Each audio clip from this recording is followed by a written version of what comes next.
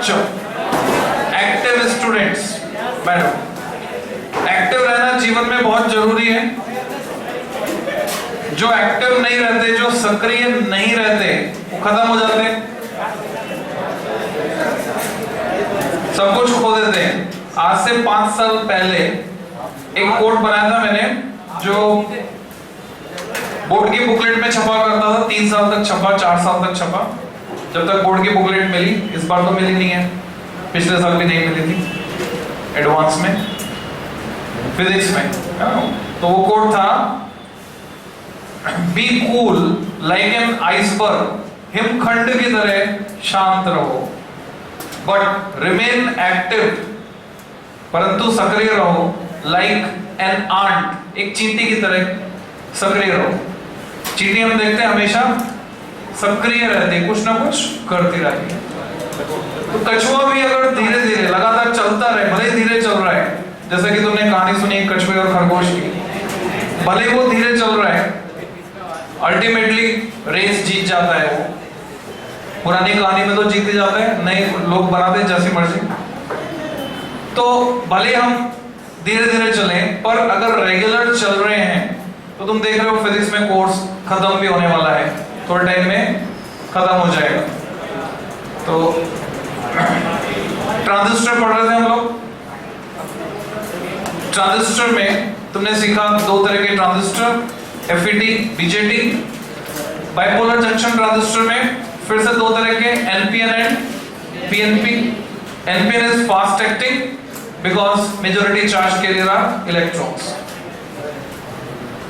अगर मैं 2 PN junction को बैक टू बैक जोड़ूं तो ट्रांजिस्टर बन सकता है, पर अगर मैं 2 PN जंक्शन डायोड्स को बैक टू बैक जोड़ूं तो ट्रांजिस्टर नहीं बन सकता। ये समझने की बात है। तो कुछ क्वेश्चन है, 3-4 क्वेश्चन है, उन सभी का जवाब एक ही है, सेम आंसर है। पहले मैं सारे सवाल बोल दूंगा, फिर वो जो कॉमन आंसर है वो तुम्हें बताऊंगा। तो क्या 2 PN जंक्शन डायोड को बैक टू बैक जोड़कर ट्रांजिस्टर बना सकते हैं? दूसरा सवाल है, क्या एक ट्रांजिस्टर के सिर्फ 2 टर्मिनल काम मिलने, एक जंक्शन काम मिलने, आइदर बेस एमिटर और बेस कलेक्टर, कोई सा एक जंक्शन काम मिलने, तो क्या उससे हम रेक्टिफिकेशन करवा सकते हैं, एसी को डीसी में कन्वर्ट कर सकते हैं डायोड की तरह? क्या ट्रांजिस्टर को रिवर्स करके काम में ले सकते हैं, एमिटर की जगह कलेक्टर और कलेक्टर की जगह एमिटर? इन सभी सवालों का एक ही जवाब है, नो, नॉट पॉसिबल। और उसका रीजन भी सेम है, because of different sizes and doping concentrations. Mismatch of sizes and doping concentration. PN junction diode जो होता है, P साइड में जो होता है डोपिंग कंसंट्रेशन वही N साइड में होता है। पर ट्रांजिस्टर का PN जंक्शन यूज करेंगे तो डोपिंग कंसंट्रेशन डिफरेंट है, साइजेस डिफरेंट है। कलेक्टर का साइज एमिटर के साइज से मैच नहीं करता है, एमिटर छोटा होता है, कलेक्टर बड़ा होता है, डोपिंग कंसंट्रेशन भी अलग अलग होती है। तो ये सब पॉसिबल नहीं है। क्लियर? अब लास्ट स्टेप पे हमने ट्रांजिस्टर के कैरेक्टरिस्टिक्स सीख लिए। कैरेक्टरिस्टिक्स में तुमने लास्ट बनाया था वोल्टेज ट्रांसफर कैरेक्टरिस्टिक्स। देखो हमारी कॉपी में वही बना हुआ है लास्ट, उसी में आगे कंटिन्यू उसको डिस्क्राइब करेंगे। In the graph shown above, in the graph shown above, यह है फिगर 14.31a, पेज नंबर 496 पर। तो इस ग्राफ की बात कर रहा हूं जो तुमने ऑलरेडी बनाया है। In the graph shown above, dash लगा दो। रीजन जो फर्स्ट है वो क्या है? कट ऑफ रीजन, क्योंकि कलेक्टर करंट होती है 0। किस काम में लेते हैं? Switching. Second, active. Collector current proportional होती है बेस करंट के। किस काम में लेते हैं? एम्प्लीफिकेशन। Third, saturation.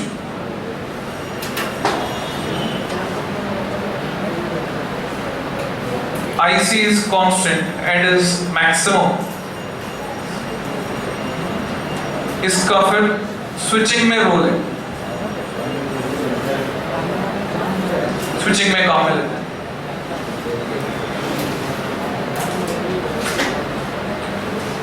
तो हमने ग्राफ को डिस्क्राइब कर दिया, बिहेवियर स्टडी कर लिया हमने ट्रांजिस्टर का। ट्रांजिस्टर के इस बिहेवियर के बेसिस पर इसकी एप्लीकेशंस डिस्कस करेंगे। जैसे पीएन जंक्शन डायोड का बिहेवियर स्टडी करने के बाद उसकी एप्लीकेशन हमने बनाई थी। तो व्हाट आर मेजर एप्लीकेशंस, किसी ट्रांजिस्टर से हम क्या क्या करवा सकते हैं। तो उसमें आर्टिकल है एनसीईआरटी में, transistor as a device, transistor as a device. पहला हो गया switch, star with box, not in CBSE syllabus, other boards में है, सीबीएसई में नहीं है। सीबीएसई वालों को तैयार नहीं करना बोर्ड एग्जाम के लिए, वैसे पढ़ना है। हमें ओवरऑल एक पिक्चर चाहिए, ओवरऑल अंडरस्टैंडिंग चाहिए दिमाग में, फिजिक्स, पूरी फिजिक्स, तभी बेटर अंडरस्टैंडिंग होगी दिमाग। दूसरी चीजें समझने के लिए इसको समझना जरूरी है, एग्जाम के लिए तैयार नहीं करते। बाकी बोर्ड वाले कैसे तैयार करेंगे, सभी को नोट करना है, चाहे तुम सीबीएसई में हो चाहे नहीं हो। स्विच के लिए तुम इसमें डायग्राम बनाओगे,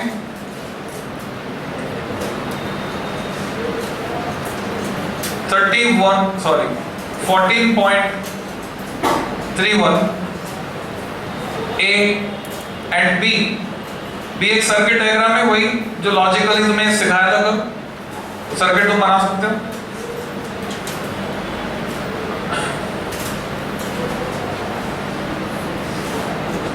डिस्क्रिप्शन जो तुम्हें लिखना है, डिस्क्रिप्शन लिखना है कहां से, para second and third from page 497। ये तो पता है तुम्हें, फिगर तो कहां है, 496 पर, ये 497। वहां से पढ़ के तुम अपनी लैंग्वेज में डिस्क्राइब कर सकते हो। फिर भी अगर तुम वहां से पढ़ के डिस्क्राइब ना करना चाहो तो कीवर्ड्स हैं जो तुम देख रहे हो, कट ऑफ रीजन में स्विच ऑफ स्टेट रहेगी, सैचुरेशन रीजन में स्विच ऑन। अगर तुम ये लिख देते हो तो हो गया, इतना लिखना काफी, अलॉन्ग विद द सर्किट।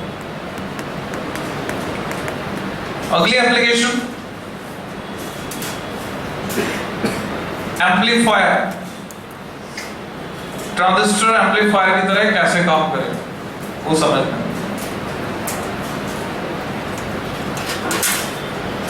डर चल रहा है क्या? तो देखो आज पार्शियलिटी हुई, क्योंकि ये बोर्ड क्लास थी।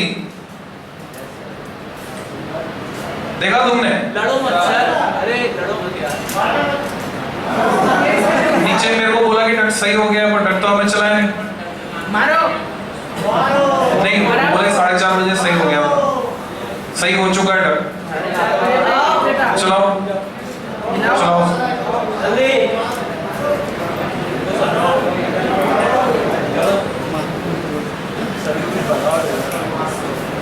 एम्पलीफायर, तो कौन सा वाला एम्पलीफायर तुम्हारे सिलेबस में? सिर्फ common emitter amplifier, CE, common emitter amplifier, वही पढ़ना है। इसमें जैसे ये नोट करा वैसे नोट कर लो, फिर समझा रहा हूं मैं, पढ़ा भी रहा हूं पूरा। तो डायग्राम कौन सा आएगा?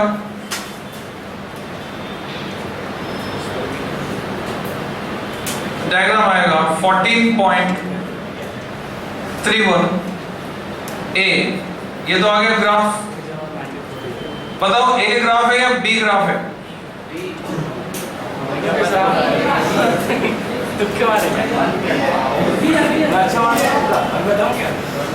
तो ग्राफ चाहिए हमको, पहले ऊपर सर्किट है फिर नीचे ग्राफ। तो 14.31 बी प्लस सर्किट कहां से आएगा? 14.32, ये है 498 पर। वो सर्किट बनाना भी सिखा। बेसिक सर्किट अगर वो तुमको आता है तो वो सर्किट बनाना आसान है। डिस्क्रिप्शन कहां से आएगा? डिस्क्रिप्शन जो है वो आएगा पेज 497 से। 498 पर भी डिस्क्रिप्शन दिया है एम्पलीफायर का, और वो बहुत ज्यादा है। वो ज्यादा वाला डिस्क्रिप्शन हमको तैयार नहीं करना, जो 497 पे कम वाला है वही तैयार करना, जिसमें मेन फॉर्मूले हैं न्यूमेरिकल सॉल्व करने के, वो काम आते हैं। फिर संडे को क्लास होगी जिसमें मैं क्वेश्चन आंसर फॉर्मेट में तुमको एग्जैक्टली वो लैंग्वेज लिखवा दूंगा। जो लोग अटेंड नहीं कर पाए कोई बात नहीं, बाद में वीडियो देख लेना। सपोर्ट फिजिक्स में फुल सपोर्ट, और किसी सब्जेक्ट में व्यवस्था नहीं है, पर फिजिक्स में ये पॉसिबल है। संडे को क्लास का टाइम में थर्सडे को अनाउंस कर दूंगा, गुरुवार को लास्ट डे अनाउंस कर दूंगा। और इस बार जो है अगले वीक जब क्लास होगी 10 और 11 को, मंडे ट्यूसडे है, 10 और 11 अक्टूबर को फिजिक्स नहीं लगेगा, पहले मैथ्स लगेगा उस सप्ताह में, सिर्फ उस सप्ताह में। बाकी के पीछे के 4 दिन फिजिक्स लगेगा, 12 से लेकर सैटरडे तक, स्पेशली खाली उसी वीक।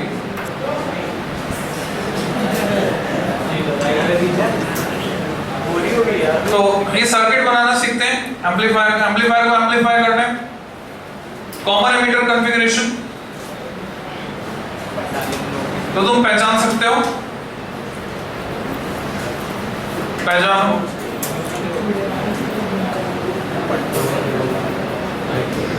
ट्रांजिस्टर जैसा दिख रहा है, जैसे मैंने एरो लगाया, बताओ कौन सा?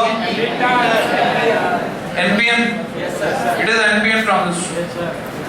ये एरो आपको बहुत सारी बातें बता रहा है, एमीटर, बेस, कलेक्टर।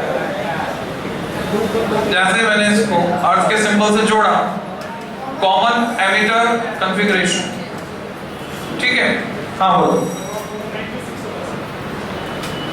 यहाँ पर हाँ, ये गलत लिखा है, बिल्कुल से। हाँ, पेन लो, ये तो इनका पेन, ये लो। जो गलतियां बताएगा उसको पेन मिला करेंगे, ठीक है?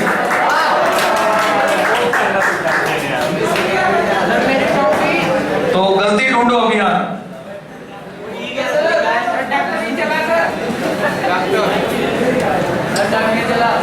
आज अगर खत्म हो जाएंगे तो अगले दिन मिल जाएगा, ठीक है?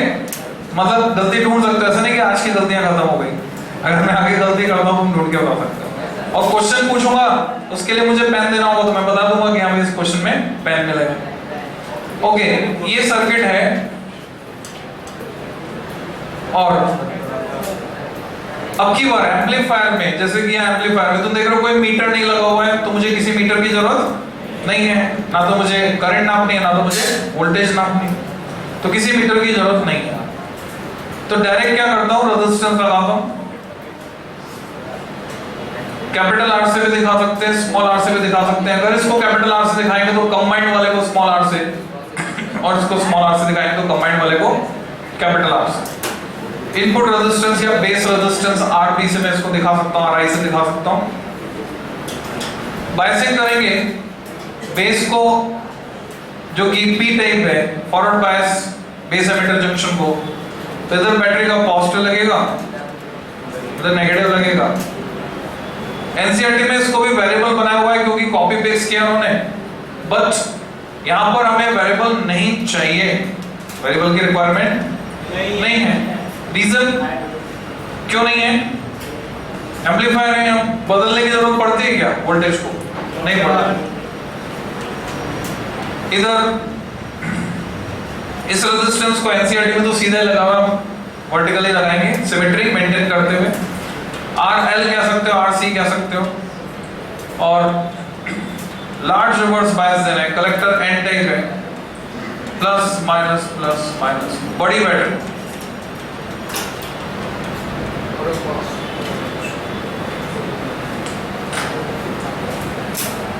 बैटरी के नाम रखना तुम जानते हो, वी बीबी बेस पे बायस लगा रहे, वीसीसी।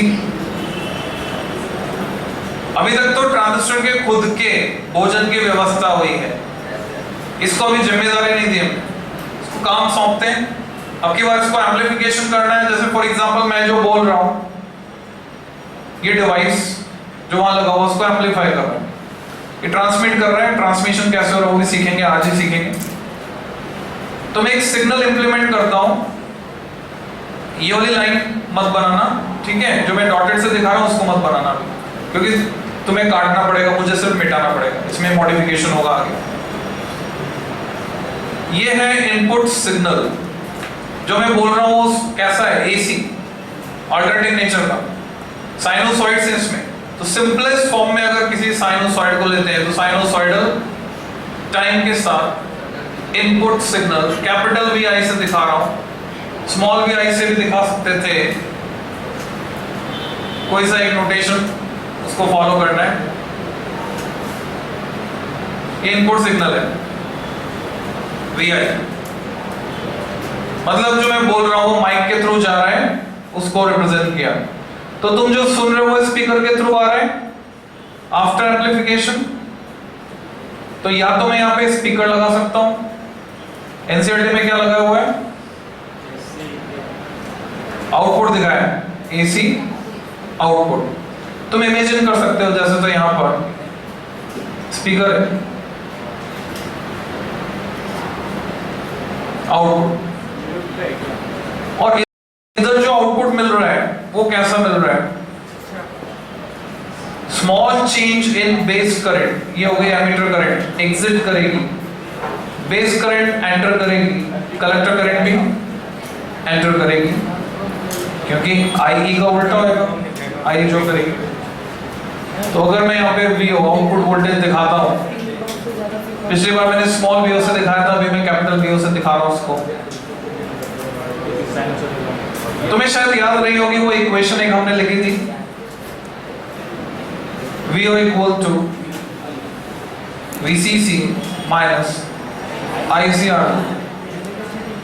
लॉजिकली इस इक्वेशन को ध्यान में रखते हुए अगर हम सोचें,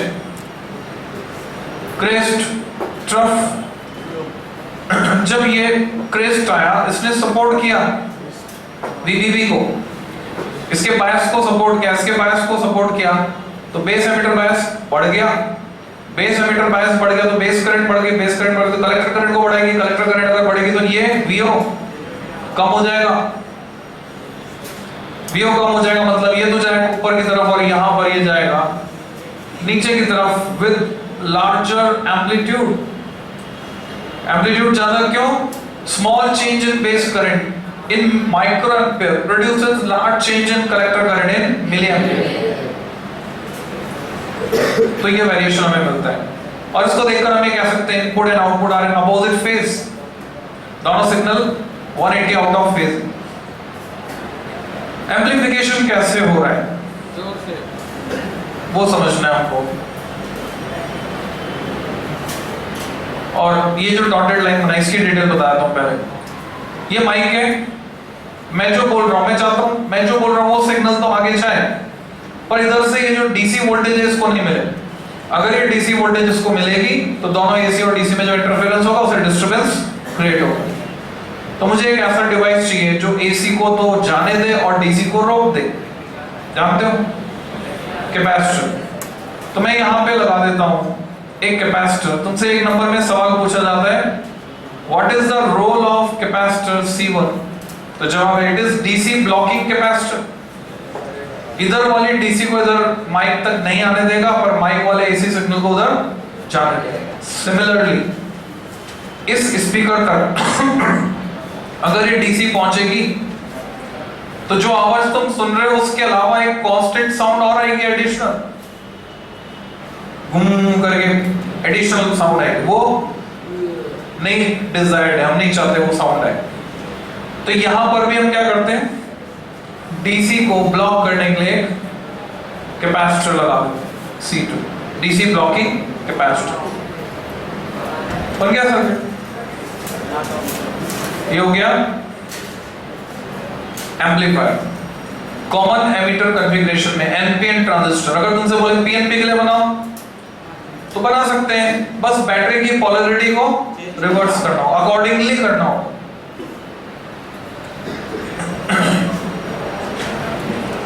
हाँ,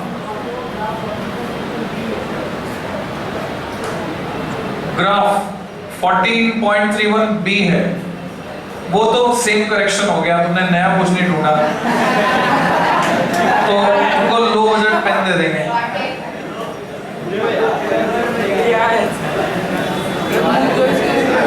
चलो बच्चे अलर्ट हुए। हाँ, ये तो हमने बताया ना, पार्शियलिटी हुई, धोखा दिया गया, कोई बात नहीं।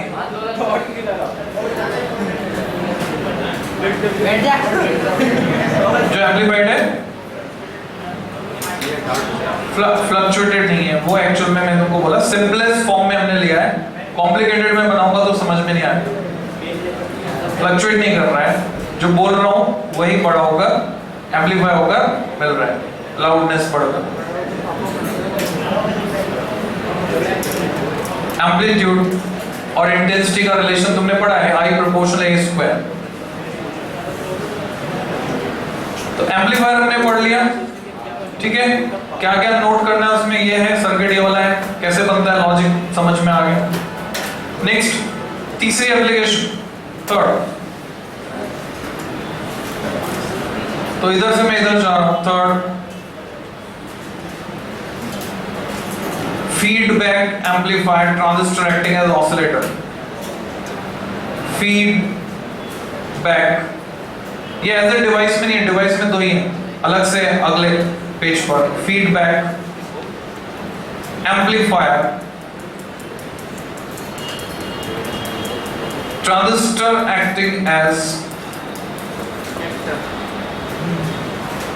ऑसिलेटर।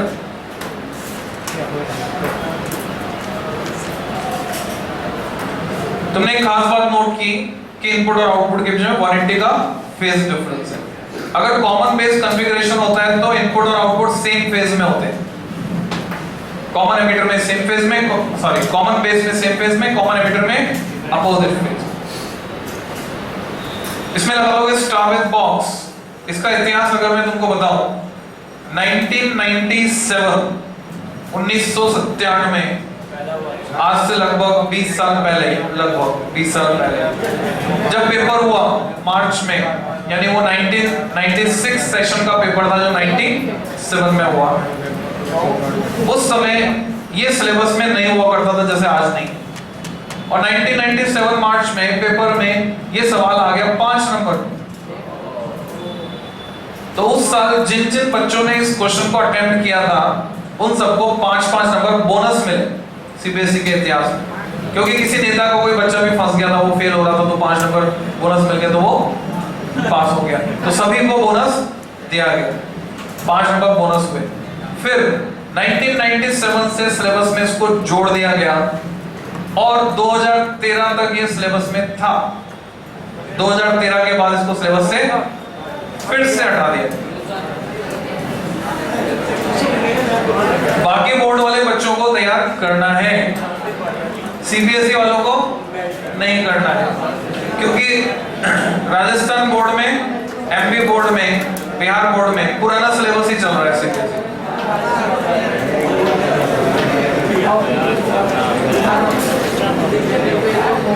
तो इसको समझ लो ध्यान से।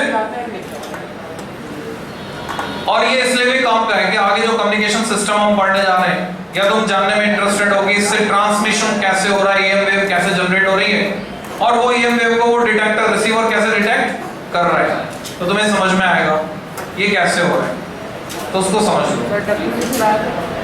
तुम गार्डन में गए झूला झूलने, स्विंग, तुम बैठ गए झूले पे, तुम्हारे साथ जो तुम्हारा दोस्त गया था उसने एक बार धक्का मारा, झूला चालू हो गया, ऑसिलेशन स्टार्ट। जैसे अगर मैं एक एलसी ऑसिलेटर बनाता हूं, एक इंडक्टर, एक कैपेसिटर, अगर पैरेलल में जोड़ दिए जाएं तो इसको कहते हैं टैंक सर्किट। इंडक्टर में मैग्नेटिक एनर्जी ऑसिलेट करेगी, ½ Li², कैपेसिटर में electrostatic energy half CV square वो ऑसिलेट करेगी इधर से उधर, उधर से उधर। क्या इनफाइनाइट टाइम तक? जवाब है नहीं। क्या झूला इनफाइनाइट टाइम तक चलता रहेगा? Because of friction at the hinges and air resistance धीरे धीरे स्लो होकर एम्पलीट्यूड कम होकर वो रुक जाएगा। किस तरह से? जैसे तुमने 11th क्लास में पढ़े थे free and damped oscillations force oscillation पढ़े थे? Free and damped oscillation amplitude कम होते होते जीरो। ऐसे ही इसके साथ हुआ। ये इंडक्टर आइडियल नहीं है, आइडियल इंडक्टर हम बना नहीं सकते, सुपर कंडक्टर यूज करना पड़ेगा। आइडियल कैपेसिटर भी नहीं बना सकते। यानी इस इंडक्टर का कुछ ना कुछ रेजिस्टेंस है। पुराना कांसेप्ट अगर तुम्हें याद दिलाऊं तो नॉन इंडक्टिव रेजिस्टेंस बना सकते हैं। बनाया था हमने। रेजिस्टेंस बॉक्स में क्या लगाई थी? नॉन इंडक्टिव कॉइल, जिसमें क्या हो रहा है? इंडक्टेंस, सेल्फ इंडक्टेंस का इफेक्ट नहीं आ रहा है, क्योंकि डबल करके फिर लपेटा तो एक में करंट ऐसे घूमेगी फ्लक्स ऊपर की तरफ, दूसरे में करंट ऐसे घूमेगी फ्लक्स नीचे की तरफ, नेट फ्लक्स में change zero. Non inductive winding. तो इंडक्टेंस लेस रेजिस्टेंस बनाना पॉसिबल है, रेजिस्टेंस लेस इंडक्टर बनाना पॉसिबल नहीं है अनलेस अदरवाइज हम सुपर कंडक्टर यूज करें। तो सुपर कंडक्टर नहीं, इसका कुछ रेजिस्टेंस का कुछ रेजिस्टेंस, उस रेजिस्टेंस में एनर्जी डिसिपेशन होगा, एनर्जी डिसिपेशन होगा, हीट की फॉर्म में एनर्जी का लॉस होगा, तो धीरे धीरे वो एनर्जी खत्म हो जाएगी। यानी इनफाइनाइट टाइम तक ऑसिलेशन नहीं हो सकती। हम चाहते हैं ऑसिलेशन को मेंटेन ऑसिलेशन में क्या एम्पलीट्यूड कांस्टेंट रहता है। यहां पे तुम देखो ये कमी होगी, इतना कम हो गया, यहां पर थोड़ा सा मिसमैच होगा एम्पलीट्यूड को लेकर, मैं इतना परफेक्टली नहीं बना पाऊंगा, पर यहां कम हो गया, वो तुम्हें समझ में आना चाहिए, और यहां पर भी कम हो गया। और ये जो कम हो रहा है बढ़ता जा अमाउंट में देखेंगे तो जीपी आ जाएगी, ज्योमेट्रिक प्रोग्रेशन आ जाएगी जो कम हो रहा है। अगर हम कोई ऐसा डिवाइस यहाँ पे लगा दें, तुम्हारा दोस्त वहीं पे खड़ा हो गया, जैसे एम्पलीट्यूड कम होता है झूले को धक्का मार देता है मेंटेन करने के लिए। तो यहाँ पर भी हमें वैसे कोई डिवाइस चाहिए। अभी अभी तुमने ताजा ताजा पढ़ा ट्रांजिस्टर एम्पलीफायर को मैं यहाँ अगर यूज करता हूँ, इससे आउटपुट निकाल के उस ट्रांजिस्टर एम्पलीफायर को दे देता हूँ, जिसका पूरा सर्किट बनाने की बजाय मैं यूज कर रहा हूँ ब्लॉक डायग्राम। ब्लॉक डायग्राम इस्तेमाल करना आसान होता है, समझने में भी आसान, बनाने में भी आसान। इंटरनल सर्किटरी नहीं दिखानी, सिंपली मैंने लिखा ट्रांजिस्टर एम्पलीफायर, और कौन सा वाला? Common emitter. कॉमन एमिटर ही क्यों? क्योंकि कॉमन एमिटर में गेन हमें ज्यादा मिलता है, दैट्स व्हाई। कॉमन एमिटर में करंट गेन, वोल्टेज गेन दोनों ज्यादा होते हैं, इसलिए हमें ज्यादा गेन चाहिए। तो मान लो इसका काम है ये कर देता है इनटू 2, कोई इनटू 4 कर सकता है, कोई इनटू 6 कर सकता है, एबिलिटी एम्पलीफाई करने की। जब तुम लैब में जाते हो, माइक्रोस्कोप देखते हो, ट्रैवलिंग माइक्रोस्कोप, उसके लेंस पे लिखा होता है इनटू 10x लिखा होता है, मतलब क्या कर रहा है? 10 टाइम्स एम्पलीफाई कर रहा है। मैग्नीफाई करना, एम्पलीफाई करना, गेन सब मिलती जुलती चीजें, सिमेट्री। तो इनटू 2 कर देता है ये। इसका मतलब सपोज यहां से आया 3 यूनिट, तो इसने क्या कर दिया उसको 6। हम चाहते हैं इधर से कांस्टेंट निकले, तो उसकी व्यवस्था हमने इस तरह से बनाई कि इधर हम 4 जाने देते हैं 6 में से, 2 इधर से वापस देते हैं इसको, फीडबैक। 2 इधर से कम करके निकाल के 6 में से 2 वापस देते हैं। क्यों देते हैं? क्योंकि हमें पता है अगली बार तक इसका रेजिस्टेंस जो है उसकी वजह से इसकी एनर्जी थोड़ी कम हो जाएगी, कंपेंसेट करना होगा। तो उसको कंपेंसेट करने के लिए एक सिस्टम बनाते हैं, फीडबैक, और इसको वापस दे दें। अब क्या हुआ कि वो जो 3 जनरेट कर रहा था रेजिस्टेंस के कारण, वो 3 से 2 ही रह गया, 2 वो रह गया, 2 इधर से आ गया, कितना हो गया? 4। अब 4 जब इसमें जाएगा तो कितना बनेगा? 8। अब वो जो 8 बन के इधर आगे जाएगा, उसमें से 4 तो आगे जाने देंगे कांस्टेंट, बचा हुआ 4 इसको देंगे, क्योंकि अगली बार ज्यादा चाहिए और अगली बार उससे भी ज्यादा चाहिए। समझ गए लॉजिक? तो ट्रांजिस्टर एम्पलीफायर यहां बखूबी काम कर सकता है, प्रोवाइडेड ये फीडबैक कैसा जाना चाहिए? सेम फेज में, सेम फेज में जाएगा तो बढ़ाएगा। पॉजिटिव फीडबैक कहते हैं इसको। फॉर एग्जांपल, तुम्हारा दोस्त जो खड़ा है इधर, झूला इधर आकर उधर जाने को है, तब धक्का मार रहा है तो झूला चलता रहेगा, कोई प्रॉब्लम नहीं। पर झूला इधर आ रहा है, उस टाइम धक्का मार दे तो अपोजिट फेज, झूला और जल्दी रुक जाएगा। यहां पर अगर तुम गौर करो, कॉमन एमिटर कॉन्फ़िगरेशन में ट्रांजिस्टर 180 का फेज शिफ्ट इंट्रोड्यूस कर रहा है। अगर वो मैंने ऐसे कैसे दे दिया उसको, तो ऑसिलेशन और जल्दी खत्म हो जाएंगे। या तो मैं कॉमन बेस यूज करूं, कॉमन बेस यूज करता हूं तो समझौता हो जाएगा, किससे? गेन कम हो जाएगा। या फिर मैं एक और कॉमन एमिटर ट्रांजिस्टर लगाऊं, ये 180 का, वो भी 180 का, दोनों मिलाकर 316, पर उसमें प्रैक्टिकल कुछ लिमिटेशन आती हैं, इसलिए मैं एक और ट्रांजिस्टर नहीं लगा सकता। तो एक और रास्ता हम ढूंढते हैं यहाँ पर। क्या तुम ऐसा कोई डिवाइस जानते हो जो 180 का फेज शिफ्ट इंट्रोड्यूस कर दे? जितने डिवाइस तुमने अभी तक पढ़े हैं उनमें कोई ऐसा डिवाइस जो 180 का फेज शिफ्ट इंट्रोड्यूस कर सकता हो? हाथ ऊपर करो और जवाब दो अगर तुम जानते हो। चलो पेन का लालच भी दे देता हूं, कल पेन लाकर दे दूंगा। हाथ ऊपर करो और बताओ, हाथ ऊपर करके। Any device which can introduce, तुम्हें पता है अगर इंडक्टर है तो इंडक्टर क्या करता है, तुम्हें याद रहा हो तो एली द आइसमैन बताया था तुमको। ELI, इंडक्टर में E आगे, वोल्टेज आगे, करंट पीछे, पर कितने से? 90 डिग्री। कैपेसिटर क्या करता है? आइस कैपेसिटर C में करंट आगे है, वोल्टेज पीछे है, पर 90 का फेज डिफरेंस। हमें तो कितना चाहिए? 180। तो इंडक्टर कैपेसिटर से काम नहीं चलेगा। हाथ ऊपर करके बताओ अगर तुम कॉन्फिडेंट हो, क्योंकि कुछ आवाजें मुझे आ रही है, उसमें कुछ साउंड फैमिलियर है, मतलब सही जवाब मिल रहा है मुझे, पर तुम्हारे अंदर बोलने की हिम्मत भी तो होनी चाहिए।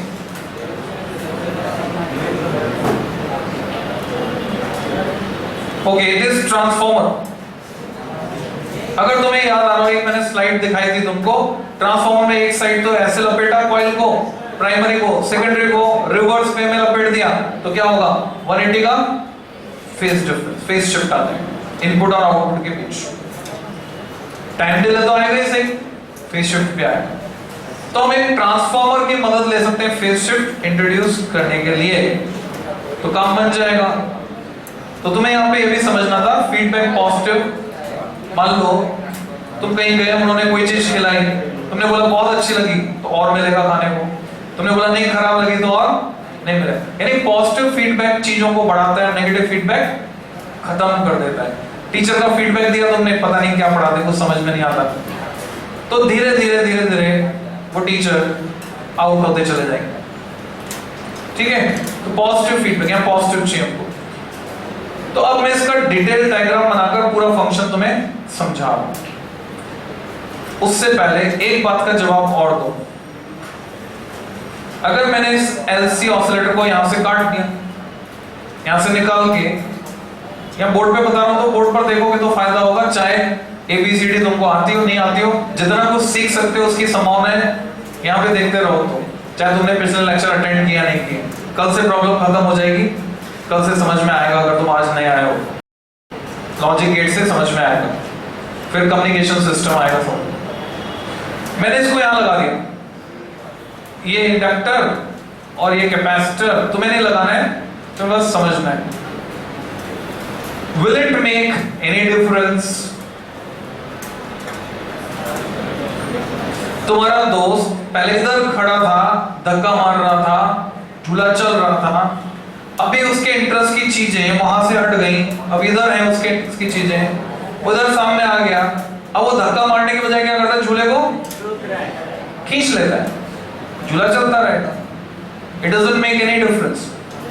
मतलब ये जो सिग्नल है, इनपुट सिग्नल जो हम जनरेट कर रहे हैं, इसको हम बेस साइड में भी लगा सकते हैं, तो बोलेंगे बेस ट्यून्ड ऑसिलेटर। इसको हम कलेक्टर साइड में लगा दे तो बोलेंगे कलेक्टर ट्यून्ड ऑसिलेटर। नाम बदल जाएगा।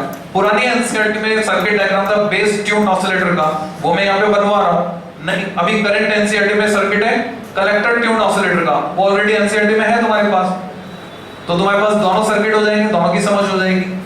तो बेस ट्यून्ड ऑसिलेटर में बना के बता रहा हूँ। फिर से तुमको पहचानना है, जब तुम छोटे बच्चे थे घर पे एक अंकल आते थे, क्योंकि उनकी शादी नहीं हुई थी तो खाना तुम्हारे घर ही खाते थे, ठीक है? तो ऐसा होता था पहले के टाइम में, जब एक ही जगह से लोग नौकरी करने पहुंचते थे तो बाद में जो नौकरी करने आता था, जब तक उसकी गृहस्थी नहीं बस जाती थी तब तक उसकी मदद करते थे, खाना वगैरह की व्यवस्था कर देते थे। तो अब तुम तो आ चुके थे दुनिया में, तो तुम्हारे पेरेंट्स जब भी वो अंकल आते, क्योंकि वो अंकल तुम्हें टॉफी देते थे, है ना, तो अंकल आकर तुमसे पूछते थे बेटा पहचानो कौन से अंकल आए। तो जैसे तुम उनका नाम बताते थे कि फलाना अंकल आए, तो तुरंत तुम्हें एक टॉफी निकाल के देते थे। और तुम्हारे लिए आसान क्या था, बस एक ही अंकल थे जो आते थे और कोई नहीं था, तो तुम्हें उन्हीं को पहचानना होता था, हमेशा किसी और को नहीं पहचानना होता था। तो यहाँ पर तुम्हारे लिए आसान काम क्या है, हमेशा तुमको क्या पहचानना है, हमेशा तुमको NPN transistor common emitter configuration में पहचानना है।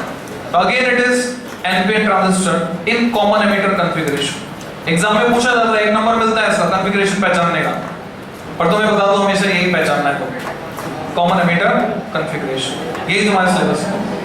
अब इसमें मैं सर्किट बना रहा हूं, कौन सा वाला, ये वाला। तो बेस साइड में बेस ट्यून्ड ऑसिलेटर बना रहा हूं, मुझे बायसिंग लगानी है, मीटर वगैरह तो लगाने नहीं। तो एमीटर को क्या देना है, एन टाइप है, बैटरी के नेगेटिव से, और बेस किससे जोड़ेंगे, बैटरी के पॉजिटिव से। पर बीच में अगर तुम्हें याद रहो, जब एम्पलीफायर में हमने इनपुट सिग्नल लगाया था तो पैरेलल में लगाया था बैटरी के साथ। कल मैंने बताया था सीरीज में भी लगा सकते हैं, तो पैरेलल वाला तुमने सीख लिया, अभी सीरीज वाला बता रहा हूं, इसके साथ मैं सीरीज में लगा रहा हूं। ये इंडक्टर, ये कैपेसिटर सीरीज में लग गया इनपुट सिग्नल एल सी, और आउटपुट से एनर्जी वापस आनी है फीडबैक के थ्रू यूजिंग ए ट्रांसफॉर्मर। तो ट्रांसफॉर्मर यूज करना है, तो ट्रांसफॉर्मर कैसे बनेगा, कलेक्टर टर्मिनल को एक कॉइल से जोड़ देंगे, इन दोनों कॉइल को एक ही कोर पर लपेट दोगे, यानी दोनों में इंडक्टिव कपलिंग है, एक से रिलेटेड फ्लक्स चेंज होता है तो दूसरे से रिलेटेड फ्लक्स चेंज हो जाता है, तो हम बोलते हैं inductively coupled, both the coils are inductively coupled. फिर द सर्किट कंप्लीट करेंगे, हमें पता है कलेक्टर जो पी टाइप है उसको रिवर्स बायस देना है, पी टाइप है क्या कलेक्टर, एन टाइप है, रिवर्स बायस देना है बैटरी के पॉजिटिव से जोड़ो, बड़ी battery, large reverse bias. This is battery B2, this is battery B1, ये इसकी सर्किट पूरा हो गया। अब मैं चाहता हूं कि ये या तो ट्रांसमिट करे या तो रिसीव करे। ये जो सर्किट तुम देख रहे हो वास्तव में किसी भी ट्रांसमीटर या रिसीवर का बेसिक सर्किट है। कैसे समझा, ट्रांसमीटर, ये जो डिब्बी है मेरे पास, ये ट्रांसमीटर है, वो लकड़ी का डब्बा क्या है, रिसीवर है, रेडियो एक रिसीवर है, टीवी एक रिसीवर है, रेडियो स्टेशन पे जो लगा हुआ वो ट्रांसमीटर है, वॉकी टॉकी दोनों है, उसमें ट्रांसमीटर भी उसमें रिसीवर भी, एट ए टाइम ट्रांसमिट करता है फिर रिसीव करता है। सेम एंटीना दोनों काम कर सकता है, ट्रांसमिट करने का और रिसीव करने का। What is an antenna, antenna is nothing but a metal piece, metal का एक टुकड़ा है जो स्प्रिंग के फॉर्म में भी हो सकता है, एक सॉलिड भी हो सकता है, क्योंकि इलेक्ट्रोमैग्नेटिक वेव में एक तो होता है इलेक्ट्रिक फील्ड, दूसरा होता है मैग्नेटिक फील्ड। इलेक्ट्रोमैग्नेटिक वेव को रेडिएट करना है या सेंस करना है तो हम या तो इलेक्ट्रिक फील्ड में चेंज प्रोड्यूस करके या इलेक्ट्रिक फील्ड के चेंज को सेंस करके ऐसा कर सकते हैं, या मैग्नेटिक फील्ड में चेंज प्रोड्यूस करके या मैग्नेटिक फील्ड में चेंज को सेंस करके ऐसा कर सकते हैं। तो कोई एक फील्ड को पकड़ लो, अगर तुम्हें मैग्नेटिक फील्ड को कैच करना है या मैग्नेटिक फील्ड प्रोड्यूस करना है, मैग्नेटिक फील्ड में चेंज प्रोड्यूस करना है, तुम्हें सॉल्वेंट चाहिए। अगर तुमने गौर किया हो, जो कॉर्डलेस टेलीफोन होता है उसका एंटीना देखा होगा, फ्लेक्सिबल होता है, यस सर, ग्रे कलर का या काले रंग का, फ्लेक्सिबल होता है। जब वो बहुत पुराना हो जाता है, उसको अगर ऊपर का रबड़ हटाओ तो अंदर पूरी स्प्रिंग होती है जो फ्लेक्सिबल इसलिए होता है। वो एंटीना और कुछ नहीं हो, क्या होती है, स्प्रिंग कॉइल होती है, कॉइल की फॉर्म में। ये एंटेना टेलीस्कोपिक एंटेना है, ऐसे खींचता चला जाएगा, ऐसे ऊपर छत पे लगा हुआ डिश एंटेना। एंटेना पर पूरी इंजीनियरिंग है, एंटेना इंजीनियरिंग, बहुत सारी बुक्स लिखी गई हैं, जलेबी एंटेना, वायरलेस का, कई तरह के एंटेना होते हैं। तो antenna is basically a metal piece, उसके दो काम है। अगर इस एंटेना को तुम हाई फ्रीक्वेंसी करंट देते हो तो हाई फ्रीक्वेंसी करंट को ये EM वेव में कन्वर्ट करके रेडिएट कर देगा, ट्रांसमीटर का एंटेना। और अगर हाई फ्रीक्वेंसी EM वेव आकर इस पर इंसिडेंट है तो यही एंटेना उस एनर्जी को हाई फ्रीक्वेंसी करंट में कन्वर्ट करके सर्किट को दे देगा, रिसीवर का एंटेना। रिसीवर का एंटेना रिसीव करेगा, ट्रांसमीटर का एंटेना ट्रांसमिट करेगा। तो अगर मैं चाहता हूं ये ट्रांसमीटर या रिसीवर का काम करे, बेसिक सर्किट है, तो मैं एक कॉइल और लगाता हूं। एनसीईआरटी में भी बनी हुई है पर उसमें डिटेल थोड़ी कम है, मैं थोड़ी सी ज्यादा डिटेल के साथ बना रहा हूं। Another coil, it is called tickler coil, जिसका एक end common, this means common, it is connected here, all negatives are common. और इसका जो दूसरा एंड है एंटेना, ये सिंबल होता है एंटेना का, स्टैंडर्ड सिंबल। तो ये रेडिएट भी कर सकता है, रिसीव भी कर सकता है। अगर ट्रांसमीटर का है तो रेडिएट कर देगा, अगर रिसीवर का है तो रिसीव करेगा। अब इसका फंक्शन समझो कैसे काम कर रहा है सर। अगर मैंने की को क्लोज किया, बिना प्रेशर के समझना समझ में आ जाएगा, कोई मजबूरी नहीं तुम्हारी याद रखने। बाकी बोर्ड में है तो सही, पर आने के चांसेस बहुत कम है, क्योंकि सीबीएसई में कॉमन नहीं है। जैसे एमपी बोर्ड की बात करें तो एमपी बोर्ड में अगर वो अनकॉमन सिलेबस से क्वेश्चन डालता भी है तो और में डालता है, यानी बच्चे के पास ऑप्शन होता है, एक क्वेश्चन कॉमन सिलेबस का, एक क्वेश्चन अनकॉमन का, तो कर सकता है कॉमन और। मैंने की को ऑन किया, कलेक्टर करंट फ्लो होगी, एकदम से नहीं बढ़ पाएगी क्योंकि इंडक्टर लगा है। Self induction is inertia of electricity, एक नंबर का क्वेश्चन। तो इंडक्टर क्या करेगा, टाइम लैग लाएगा।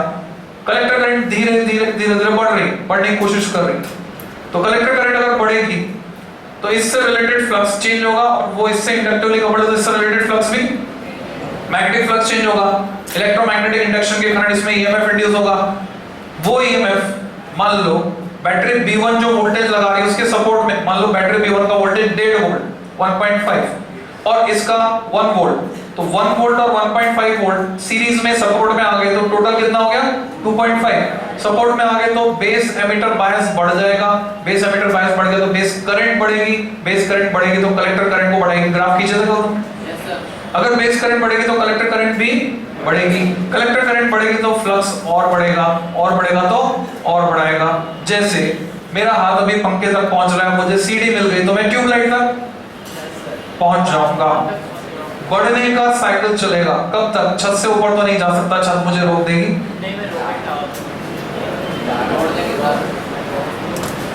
तो बढ़कर कलेक्टर करंट सैचुरेटेड हो गई। अब जब करंट सैचुरेटेड हो गई, कांस्टेंट, कांस्टेंट मतलब फ्लक्स कांस्टेंट, फ्लक्स कांस्टेंट मतलब चेंज नहीं हो रहा, चेंज नहीं हो रहा मतलब इंडक्शन खत्म, इंडक्शन नहीं होगा तो यहाँ पे कोई ईएमएफ इंड्यूस नहीं होगा। मैं ऊपर छत तक पहुंचा हुआ हूँ, किसी ने आकर मेरी सीढ़ी खींच दी, ये एडिशनल सीढ़ी थी, सीढ़ी खींच दी तो वापस मैं किस लेवल पे आ जाऊंगा, पक्के के लेवल। तो बेस करंट घटेगी क्योंकि बेस एमिटर बायस कम हो गया। बेस करंट अगर कम हुई तो ये कलेक्टर करंट को कम करेगी। अब फ्लक्स फिर से चेंज होना शुरू हो गया, जो मैक्सिमम होकर कांस्टेंट हो गया था, कलेक्टर करंट अब घट रही है तो फ्लक्स घटेगा, यानी फ्लक्स चेंज होगा, ईएमएफ इंड्यूस होगा।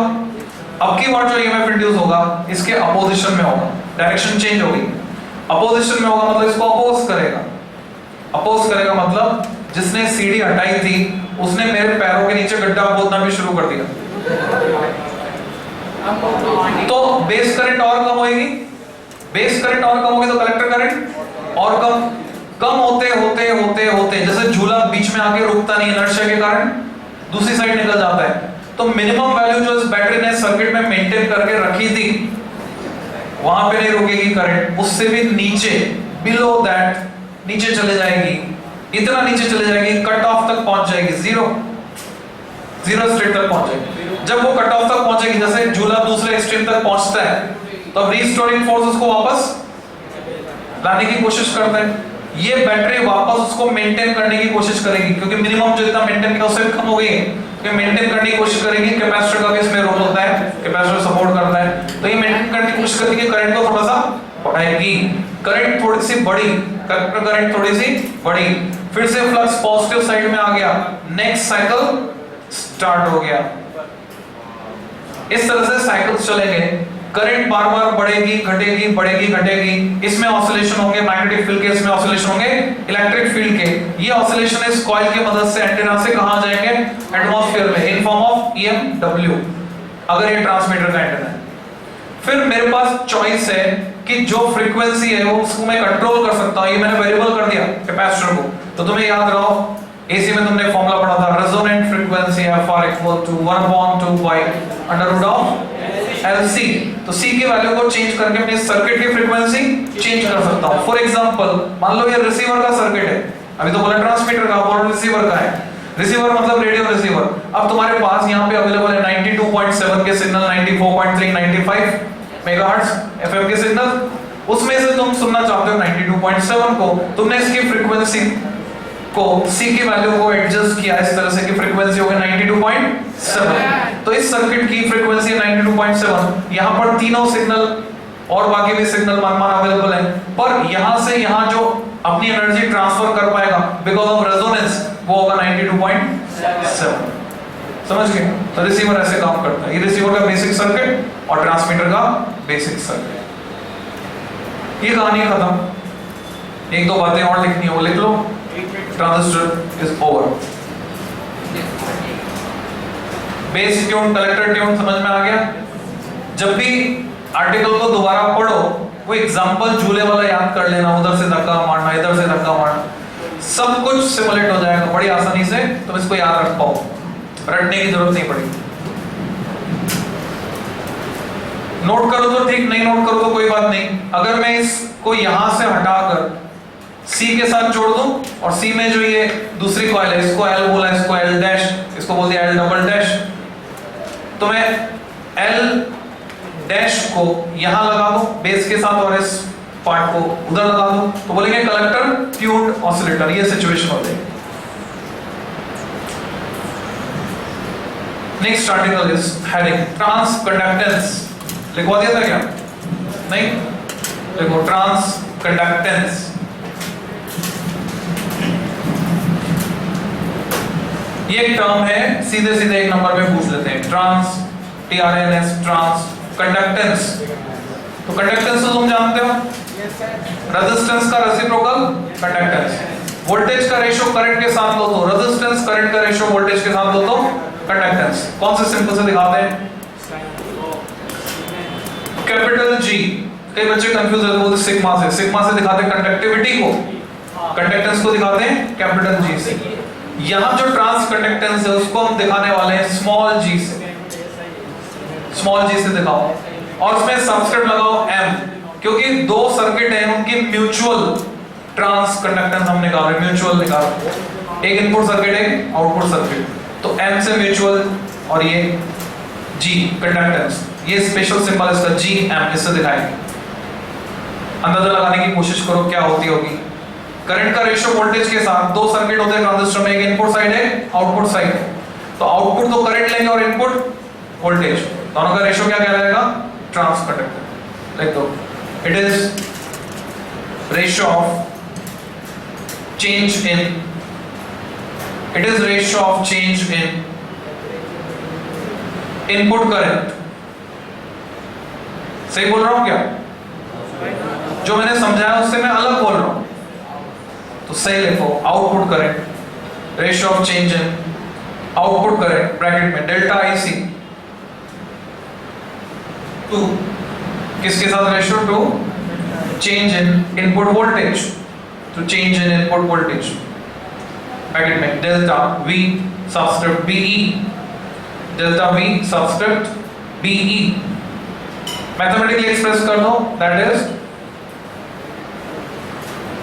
small g subscript m equal to delta IC upon delta VBE। इसके लिए हम आउटपुट वोल्टेज को कांस्टेंट रखते हैं, रेफरेंस साइड में लिख दो keeping output voltage constant, keeping VCE constant, output voltage constant. Fine. फिर हमें एक रिलेशन एस्टेब्लिश करना है अल्फा और बीटा में. Next heading, relation between alpha and beta. Alpha क्या होता है, बीटा क्या होता है? अल्फा होता है कॉमन बेस कॉन्फ़िगरेशन में करंट एम्प्लीफिकेशन फैक्टर या current gain. We know very well alpha is means alpha AC, इसी की बात कर रहे हैं. Delta I C upon delta IE and beta AC it is delta IC upon delta IB. मैं अगर बीटा को अल्फा के टर्म्स में लिखना चाहता हूँ तो मैं इस एक्सप्रेशन में से IB हटा दूंगा कि उसमें IB नहीं आ रहा, और उसके लिए मैं मदद लूंगा. मुझे पता है IE होता है IB प्लस IC. अब मैं क्या करता हूँ, डेल्टा लगा देता हूँ सबके आगे, डेल्टा डेल्टा डेल्टा. अगली स्टेप में मैं लिख देता हूं delta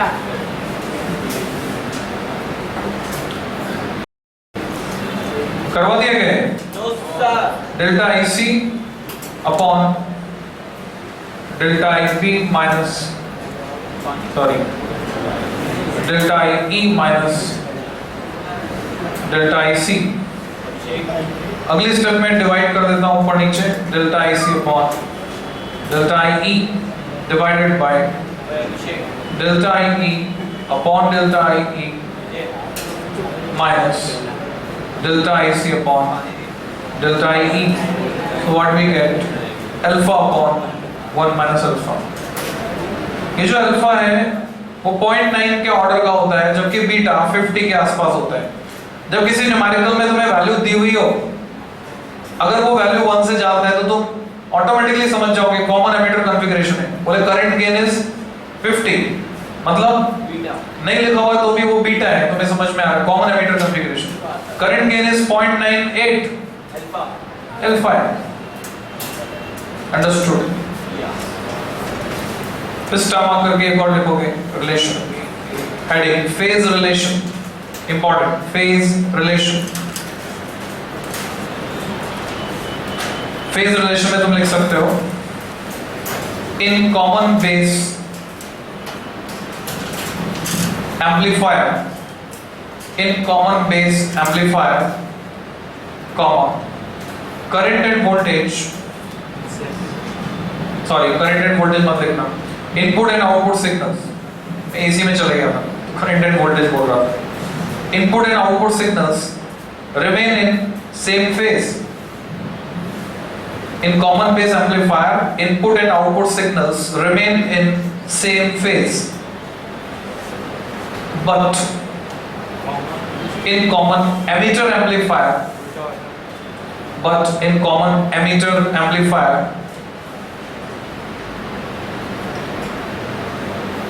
these are common emitter amplifier, these are in opposite phase. But in common emitter amplifier, these are in opposite phase. क्यों? अगर तुम्हें याद रहा वो equation VO equal to VCC minus ICRL, उसमें तुम दिखा सकते हो जैसे हम इनपुट वोल्टेज को बढ़ाते हैं, इनपुट करंट IB बढ़ती तो IC बढ़ती, और IC बढ़ने से VO कम हो जाता है. That's why. ठीक है. So this is all about. ये कहानी खत्म हुई. लॉजिक 8 पढ़ेंगे कल. Thank you. कैमरा वहां से बंद कर दो.